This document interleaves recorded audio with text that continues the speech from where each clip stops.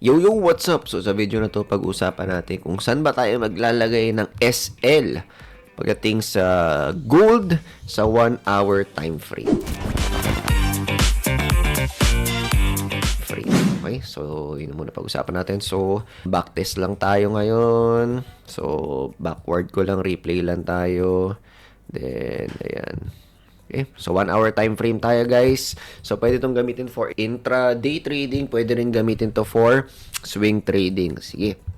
So pwede natin gamitin yung 4 hours para makita natin yung bias natin na time frame. Sabihin yung trend. So for example dito downtrend, check natin yung 4 hours. Ayan, downtrend talaga siya. Then from here, hanap tayo ng papasukan. So for example, kung downtrend yan, pwede tayo maghanap ng somewhere dito ko sa resistance area na yan, or magkaroon tayo ng break dito sa support area na to. Okay? So, check natin kung ano yung mga mangyayari. So, forward ko lang. Tapos mamaya turo ko sa inyo, again, kung paano maglagay ng SL. Okay? Ayan. Ayan. So, bumaba. Check natin kung magkakaroon to ng tinatawag na pullback. So, wala. Dire. Ayun, pullback. Okay, so masyadong malaki yung kandila. Feeling ko may high impact news dyan. O meron nga 8 o'clock to. So for sure meron to. Okay, so check natin.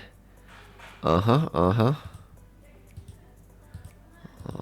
ayan. So pwede tayong pumasok. Ayan, dyan.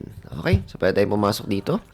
So, for example, nandyan tayo ngayon. So, ang tanong ko, saan ba ako maglalagay ng SL? Just above dito sa resistance? Or iangat ko pa? Dito banda? Okay, or dito banda? Okay? So, meron tayong iba't ibang ways para maglagay ng stop loss natin. Angat ko lang konti. Number 1 is yung very tight stop loss. Ibig sabihin, parang feel mo, okay? Or prediction mo, or yung strategy mo na sinusundan mo, laging yan na yung pinaka resistance or support level niya. For example, dito sa ano na to, sa example na to, for example, o kaya dito, ayan. Okay, sinasabi mo na hindi na siya aangat. Kaya itatight ko na to, hanggang dyan na lang siya. Okay, kung angat man siya, hanggang dyan na lang siya. Okay, kaya very tight stop loss. So, ang advantage ng tight stop loss is mas maganda yung risk to reward mo. For example, since tight yung stop loss mo dito, 2.5 siya. Pag inangat ko pa siya dito, tingnan mo mangyari, maging 1.2. Or pwedeng, pag 1.5 mo, medyo malayo-layo na siya. Okay, so yun yung mga pros and cons ng malayong stop loss and tight na stop loss. So, dito mo tayo sa tight. So, tingnan natin kung ano yung mangyayari dito. So, ito, sobrang ganda nito risk reward na to, no? 1:3. Okay. Tingnan natin kung saan pupunta yung price. Okay. So, umangat ulit. So, talo tayo dyan.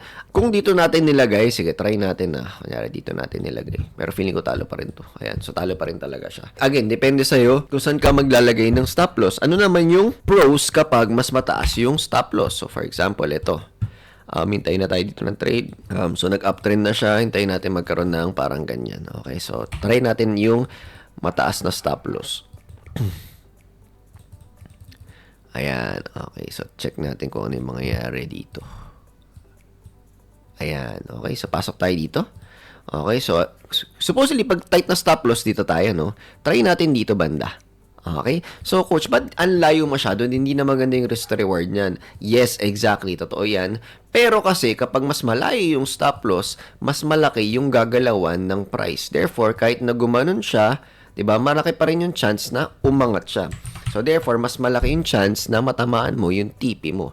Yun nga lang, nagsasuffer is yung risk to reward ratio mo. Sabi nga ng ibang mga traders, mas okay na malayo yung stop loss ko kasi lagi naman akong hit ng stop loss.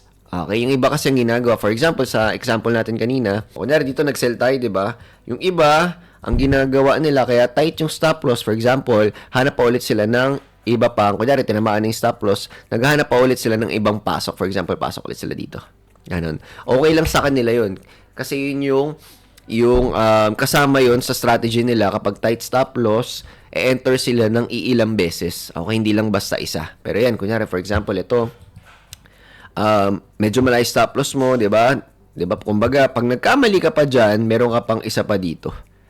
Okay? So, ibig sabihin, maraming chances na maabot yung TP mo. So, again, yun yung malayong stop loss. So, ang tanong, ano ba yung mas gusto mo? Tight stop loss ba or wide na stop loss? So, pili ka lang doon. Okay? So, bigyan ko kayo ng example naman ng wide na stop loss.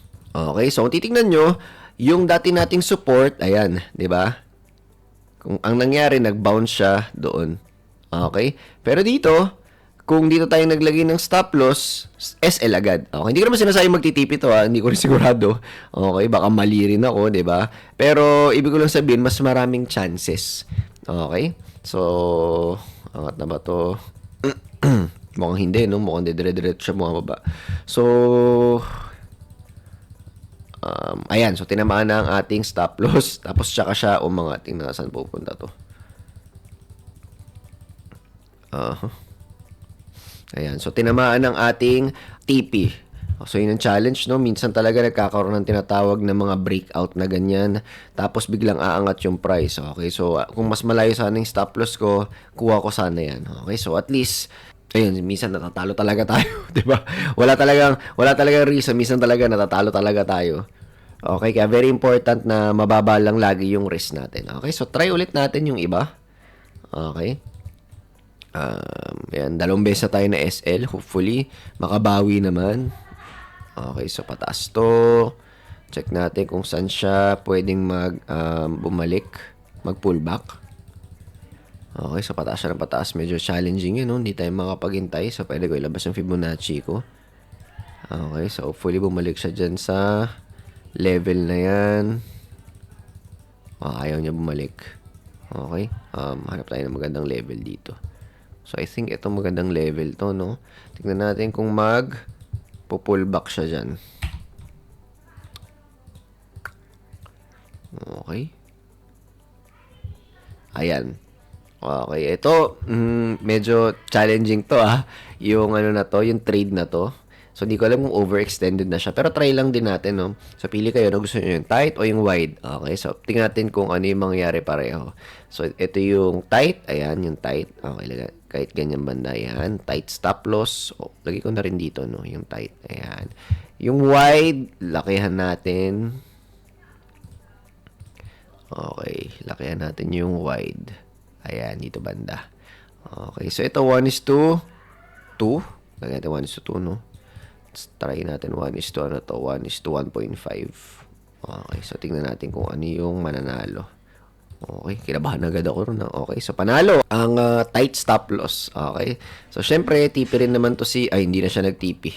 Okay, so yan ang isang con kapag wide stop loss. Kasi aangat at aangat din talaga yung TP mo. So, pag aangat yung TP, may mga cons din yun. Okay? So, hindi natin alam kung pupunta pa ba dyan yung price. Katulad nito, inangat muna niya nito, tapos tsaka siya bumaba.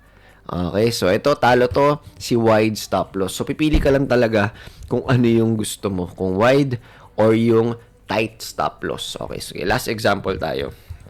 Ayan. Tingnan natin kung ano yung mangyayari dito, ha? Check lang natin. Okay.